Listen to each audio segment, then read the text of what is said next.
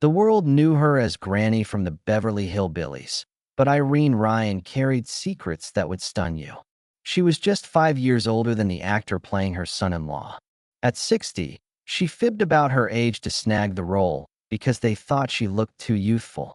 Despite raking in $500,000 annually, she lived in a modest, rundown cottage with worn-out furniture. Childless, she spent her final days in solitude.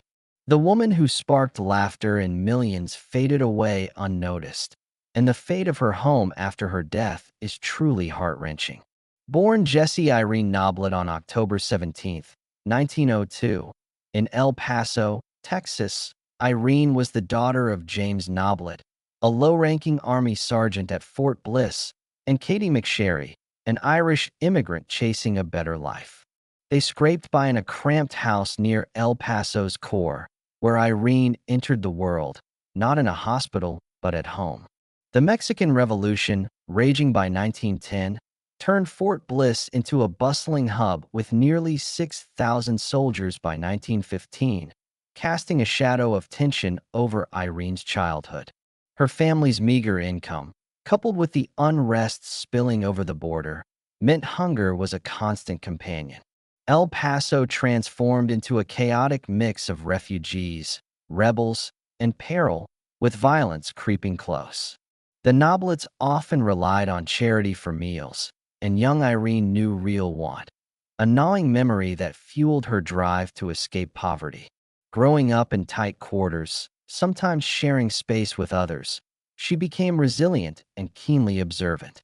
With her sister, Anna, 17 years her senior and long gone by the time Irene could speak, she was essentially an only child, surrounded by adult conversations about the army, money woes, and nearby war. This solitude sharpened her independence and maturity, teaching her to entertain herself and absorb the world around her, skills that later shone in her complex roles. Craving attention she rarely got, Irene found her spark at 11 in 1913, singing Pretty Baby at San Francisco's Valencia Theater Talent Show and winning $3, about $98 today. The crowd's cheers, not the cash, lit a fire in her. She knew the stage was her escape. Her mother, Katie, disapproved, warning that show business was a devil's playground, but Irene was undeterred.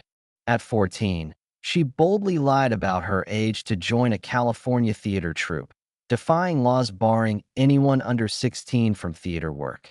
Her gamble paid off. She proved her worth and secured her spot, showing her willingness to bend rules to chase her dream. By 15, in 1917, she dropped out of high school after 2 years, following her father's death in 1913.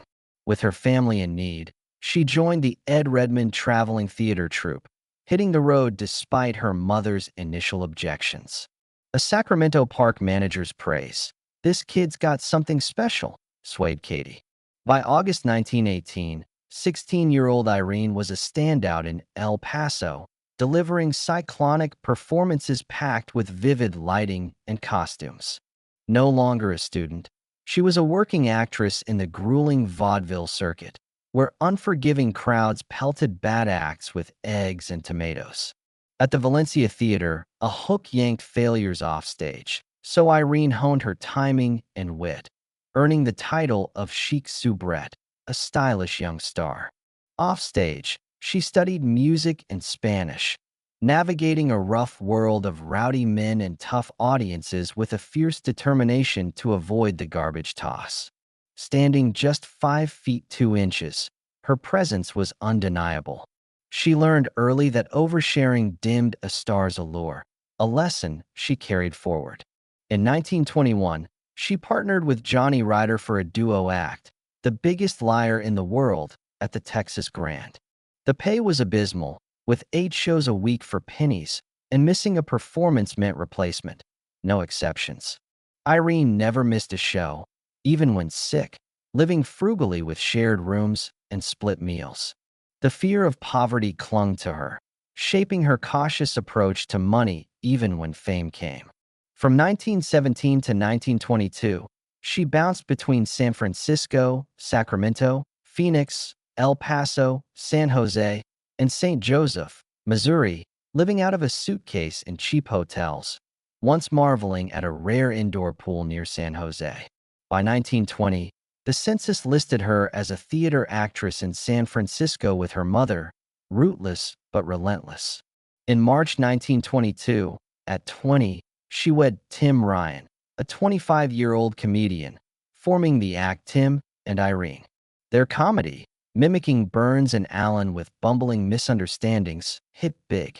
By 1924, they headlined major theaters, earning up to $100 a week, roughly $10,600 today. On stage, Irene played the ditzy wife to Tim's exasperated straight man, but offstage, she ran the show, managing finances and bookings. This role reversal strained their bond. Irene resented playing dumb while being the brains, and Tim struggled to keep up. From 1935 to 1937, they made 11 comedy shorts for educational pictures in New York, filming in just 3 or 4 days with minimal sets and self-performed stunts. Injuries went unreported to protect jobs, and pay was low, $150 to $200 per short, about $3,000 to $4,000 today. Their big break came in summer 1936, subbing for Jack Benny on his NBC radio show, reaching 28.6% of U.S. households. The pressure of weekly 30-minute scripts sparked fierce rehearsal arguments, audible in their tense voices, and by 1942, after 20 years, they divorced, childless. The split left Irene shattered, but she kept the name Ryan, clinging to their shared past. Post-divorce, she dove into radio, joining CBS's Jack Carson show in 1946 as a quirky candy store and library owner, her raspy voice, shaped by years of heavy smoking, captivating listeners. Earning $500 a week, a fortune for a newly single woman, she thrived, though smoking would later ruin her health. In films, however, she struggled, landing 36 mostly uncredited roles from 1935 to 1952, like Mrs. Wernicke in The Woman on the Beach, 1947, or Nancy in Bonzo Goes to College, 1952, earning $200 to $300 per gig with no royalties. Casting directors typecast her as the fussy neighbor, dismissing her vaudeville-honed range. Her 1946 marriage to film producer Harold E. Knox, after a whirlwind 2-month courtship, lasted until 1961 but was lonely, childless, and creatively barren, with Knox disliking her showbiz world. By her late 40s, Hollywood sidelined women her age, offering only minor roles while men her age played leads. In Bonzo Goes to College, she earned $750 for 2 weeks. Radio typecast her as the funny old lady, paying $200 to $400 per episode, enough to live, but not to shine. In 1962, at 60, everything shifted. Auditioning for Granny Moses on the Beverly Hillbillies, she faced skepticism for looking too young. Irene boldly called creator Paul Henning, joking about needing a gray wig and shawl, and won the role with her authentic Arkansas anecdotes. Co-star B. Benaderit declared, "There's Granny." Irene transformed, using wigs and makeup to age into her 80s, despite being just 5.5 years older than Buddy Ebsen, her son-in-law. Her performance earned Emmy nods in 1963 and 1964, rivaling Mary Tyler Moore and Shirley Booth. Chain-smoking on set, lighting one cigarette off another, she shaped Granny's iconic voice but fueled health woes. Co-stars like Max Baer Jr. worried, yet she never slowed, earning $500,000 a year, astronomical for the 1960s. She lived frugally in a 1,800-square-foot Santa Monica cottage at 107 Esplanade Way, built in 1915, with mint green cabinets and a small bougainvillea garden. She invested in stocks and property, amassing over $1 million, about $6 million today, by 1973, living simply with cats and a few friends. On the Beverly Hillbillies, she fought for authentic dialogue, drawing on her vaudeville encounters with Appalachian folks, shaping Granny's Dunk Baptist, Yankee-hating persona. When the show ended in 1971, Irene, at 70, stunned all by landing the role of Baird in Broadway's Pippin in 1972. Her 10-minute performance, with Bob Fosse's demanding choreography, earned nightly standing ovations. Nominated for a 1973 Tony for Best Featured Actress, she held her own against younger stars, proving her range. But on March 10, 1973, tragedy struck. During a Pippin matinee, Irene collapsed mid-performance from a stroke, witnessed by a shocked audience. Rushed to a New York hospital, then flown to California, doctors at St. John's Hospital in Santa Monica discovered an inoperable glioblastoma brain tumor and arteriosclerotic heart disease. The tumor's rapid growth explained her hidden fatigue and confusion, yet she'd pushed through Foss's grueling routines. Doctors, following common practice, withheld her terminal diagnosis, letting her believe recovery was possible. She spent her final weeks in her Santa Monica home, alone, writing letters and reflecting, with no family, her sister gone, no children, no spouse after her 1961 divorce. She died on April 26, 1973, at 70, just 47 days after her stroke, her passing barely noted by the media. A small funeral on May 1 saw Max Baer, Buddy Ebsen, Bob Hope, Bob Fosse, and Ben Vereen attend, laying her to rest beside her sister at Woodlawn Memorial Cemetery, her tombstone reading simply Granny. Her beloved cottage fell into ruin, roof caving, windows shattering, garden overtaken by weeds, her furniture and photos left to decay, a haunting echo of her loneliness.